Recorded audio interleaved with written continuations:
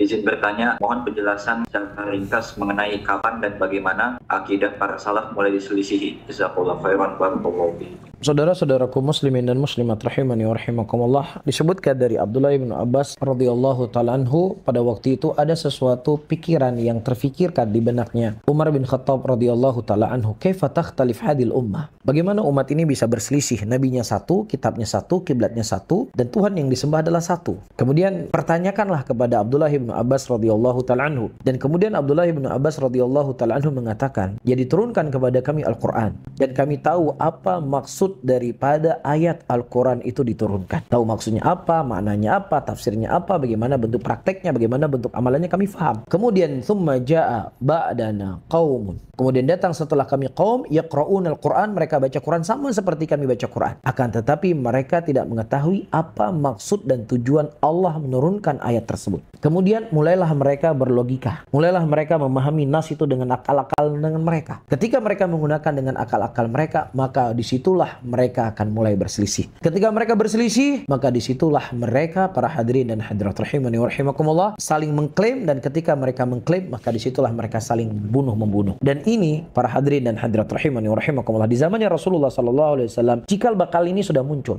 Cikal bakal ini sudah muncul. Al-Imam Bukhari rahimahullah menyebutkan di dalam sahihnya beliau, awal bid'ah yang ada dalam Islam. Beliau menyebutkan kisah Dzul Khuwaisirah yang dia mengatakan, dia Muhammad, bersikap adillah engkau Muhammad, karena sesungguhnya aku tidak melihat keadilan pada dirimu. Ini disebutkan oleh Imam Bukhari rahimahullah dalam sahihnya beliau. Tetapi munculnya bid'ah itu semakin kencang, semakin kuat setelah terbunuhnya Umar bin Khattab radhiyallahu taala anhu. Di zamannya Utsman bin Affan sudah ada kelompok Sabaiyah, ya sudah ada mulai kelompok-kelompok Khawarij dan kelompok Sabaiyah, kelompok Syiah yang ada di yang dasar dari negeri Yaman. Kemudian lebih dahsyatnya lagi terjadi munculnya kelompok Khawarij di zamannya Ali. Ada kelompok Khawarij, ada kelompok Syiah, ada kelompok Nasibiyah. Ya Khawarij waktu itu mereka mengkafirkan sahabat Rasulullah sallallahu alaihi wasallam, ya kecuali Abu Bakar dan Umar. Kemudian ada kelompok Sabaiyah, kelompok Syiah Rafidhah yang mereka menuhankan Ahlul Bait, terkhusus Ali bin Abi Thalib radhiyallahu taala anhu. Dan kemudian ada kelompok Nasibiyah yang mereka menghina Ahlul Baitnya Rasulullah sallallahu alaihi wasallam. Itu dah tiga kelompok awal yang muncul ya di zamannya Khalifah Ali bin Abi Thalib radhiyallahu taala anhu. Kemudian baru muncul setelahnya di zamannya para tabi'in kelompok Mu'tazilah, kelompok Jahmiyah, seterusnya dan seterusnya.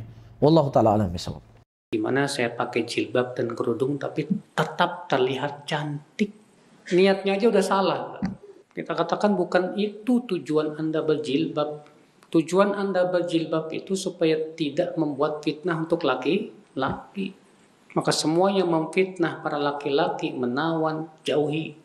Para ulama sudah menjelaskan bagaimana kriteria hijab yang benar, yang menutup seluruh tubuh, tidak membentuk lekukan-lekukan, tidak tipis, harus tebal, dan tidak boleh dihias-hias sehingga membuat menawan para laki-laki.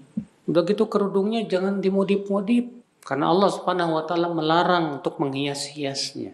Wala yubdina zinatahunna, janganlah para wanita memperlihatkan perhiasan mereka. Kata zina di sini berbentuk tunggal yang diidhofahkan, yang punya makna umum, semua yang sifatnya perhiasan. Makanan, minuman yang haram itu salah satu doa kita tidak dijabah, itu sebabnya, Pak. Rasulullah menyebutkan seorang laki-laki yang panjang perjalanannya, rambutnya kusut dan berdebu, sambil berkata ya Rob, ya Rob, tapi makanannya haram, minumannya haram, pakaiannya haram, diberi gizi dari yang haram, bagaimana akan diijabah doanya, kata Rasulullah. Padahal keadaan dia ini, Pak, harusnya diijabah doanya, Pak, karena safarnya panjang.